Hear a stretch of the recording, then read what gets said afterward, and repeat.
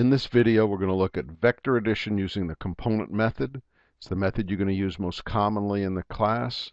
The other methods tend to be graphical and less exact. So we want to find the resultant of adding vectors A and B. We have a diagram here that shows vector A going 15 kips in the upper left-hand quadrant with 30 degrees from the horizon. Vector B is 17 kips, and it doesn't give an angle, but it shows a rise over run of 8 for the rise, the run of 15. So the first step is to break each component, each vector, into its x and y components.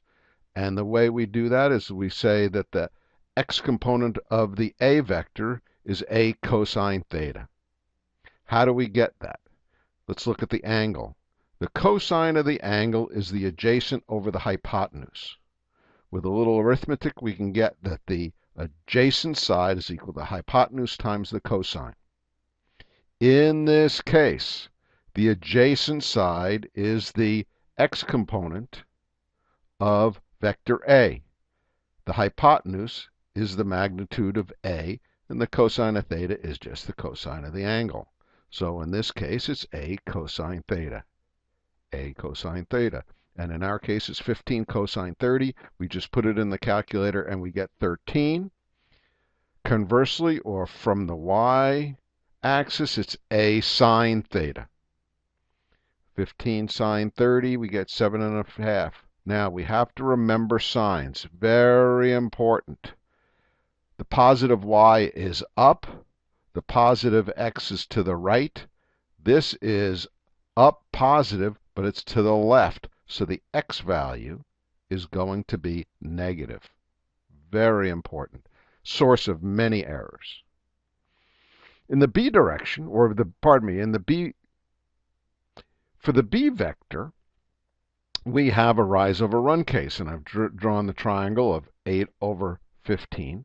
We could find the hypotenuse using the Pythagorean theorem. And through the miracle of easy questions, it comes out to be 17. So in our case, it's 17, 8, 15. If our vector was 34, these would be double, 16 and 30. If our vector was half, 8.5, this would be 4 and 7.5. So they're similar triangles, and you have to figure out what the sides would be. But in our case, it's 15 and 8. We then add the components of the x and y, a sub x and b sub x, a sub y, b sub y, to get the reaction vector of x and y. Negative 13, 15, 7.5, 8. We get values for x and y of 2 and 15.5. Now we have to find the magnitude and direction of the resultant. And the way we get that is through Pythagorean theorem. And let me show you this diagram here. I've just drawn out what the vector is going to look like. It goes up 15 over 2. We have a little right triangle, and I can figure out the resultant is the hypotenuse, and I can do it with the Pythagorean theorem. 15.5 squared plus 2 squared, square root of that becomes 15.6. How do we find the angle theta? Let's look at our diagram. Opposite over adjacent, that looks like a tangent. Tangent of theta is opposite over adjacent, 15.5 divided by 2. Scroll down a bit. The angle then is the inverse tangent, or the arctangent, of 15 divided by 2. So we get this by putting this into our calculator directly, and we get an angle of 83 degrees.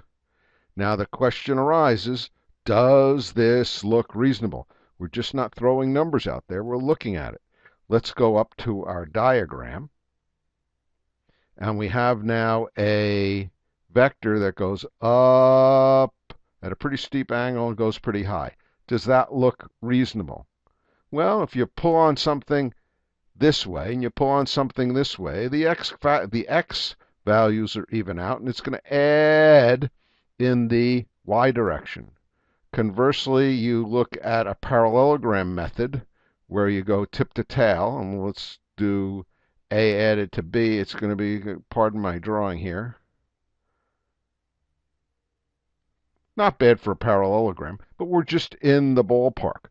What I want to make sure is that it shouldn't be 156 or 1.56, or instead of 83 degrees, 83 degrees, 8.3 degrees.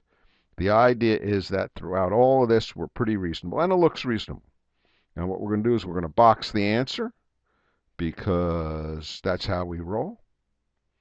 And when we add those two vectors, how does resultant of 15.6 kips, angle of 83 degrees to the horizon. That is adding vectors using the component method.